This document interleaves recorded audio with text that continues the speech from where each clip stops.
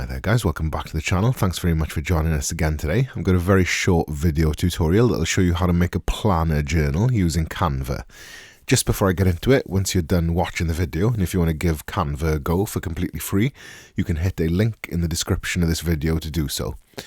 So if you think that it would suit your needs and give you what you need, then make sure that you hit that link to get access to it.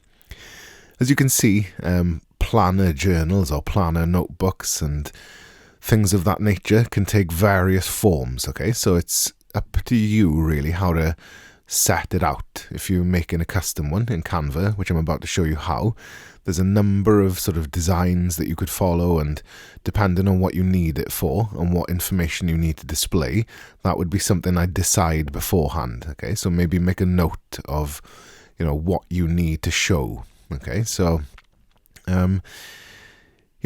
how much space do you need for notes? Are you going to put, a page per day, a page per week? What's going to be your needs really? How much detail are you going to need to be able to see and have room for? Are you going to sort of split the days into sort of quarters or thirds or whatever, So have a think about that. And then do what I did, type in planner or journal or whatever into Google and have a look at what else is out there and use something as an inspiration.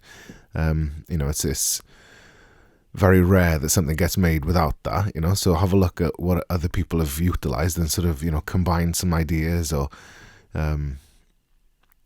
use one as inspiration. Okay, so once we're into Canva, you can see that once you get to this area, that'll be sort of what you see when you log in. Obviously, you won't see all of the designs that I can because that's the stuff I've made in the past. However, you should be able to see this sort of preset selector up the top and here. So there's a couple of ways we can go about it. We can either type in planner as a text search, and you can see that you've got a whole host of presets in here then as well.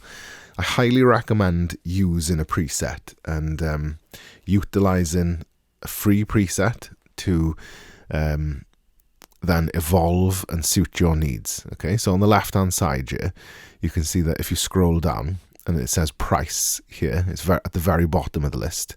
If you select free, that'll give you then access to all of just the free presets. It's got some paid elements in there maybe that you will have to delete and remove.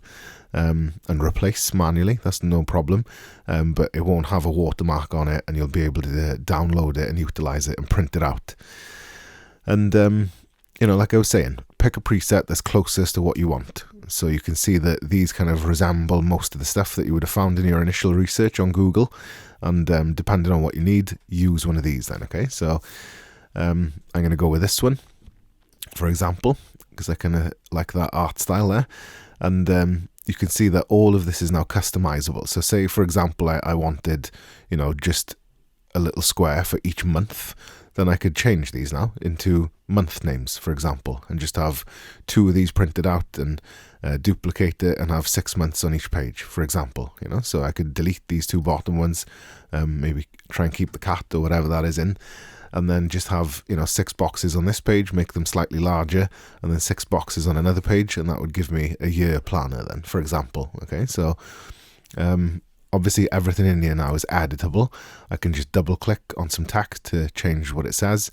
I can obviously double click on it to change the font up here, and they all have preview, so you can really very quickly evolve this into something quite different. It doesn't have to be sort of feminine and pink.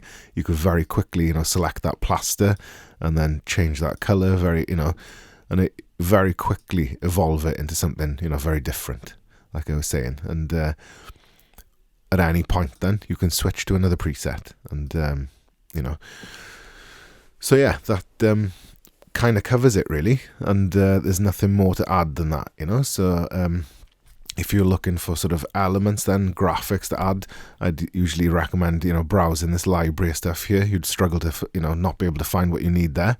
And beyond that, it's just down to the basic sort of features then of Canva, adding objects and text and modifying them then. And that concludes the video tutorial.